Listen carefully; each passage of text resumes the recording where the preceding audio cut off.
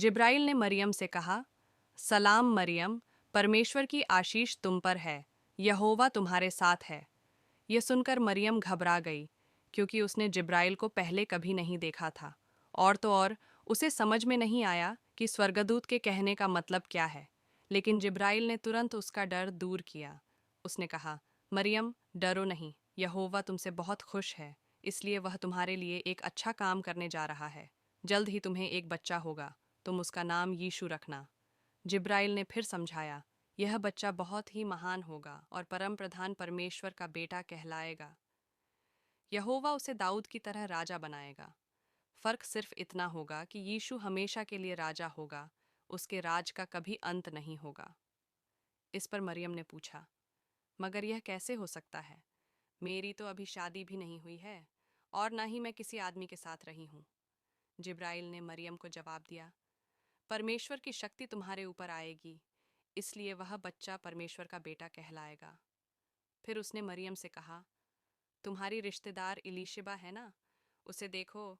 उसके बारे में लोग कहते थे कि वह बहुत बूढ़ी हो चुकी है और उसे बच्चा नहीं हो सकता, लेकिन अब जल्द ही उसे एक बेटा होने वाला है। इससे साफ है कि ऐसा कोई भी काम नहीं जो परमेश्वर न कर सके। यह सुनकर मरियम झट से बोली, मैं यहोवा की दासी हूँ, मेरे साथ वैसा ही हो जैसा आपने कहा है। इसके बाद स्वर्गदूत वहां से चला गया।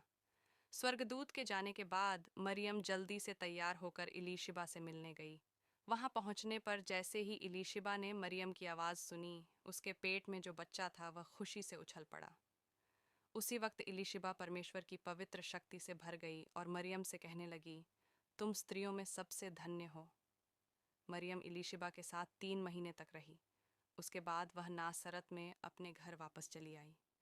मरियम की यूसुफ नाम के आदमी से शादी होने वाली थी, मगर जब यूसुफ को पता चला कि मरियम माँ बनने वाली है, तो उसने सोचा कि अब उसे मरियम से शादी नहीं करनी चाहिए। लेकिन तब परमेश्वर के एक स्वर्गदूत ने उससे आकर कहा, मरियम से शादी करने से बिल्कुल मत डरो, क्योंकि परमेश्वर की मर्जी से ही वह माँ बनने वाली है। इसके बाद मरियम और यूसुफ की शादी हो गई और वे यीशु के पैदा होने का इंतज़ार करने लगे। लूका 1:26, फीस, मत्ती 1:18-25।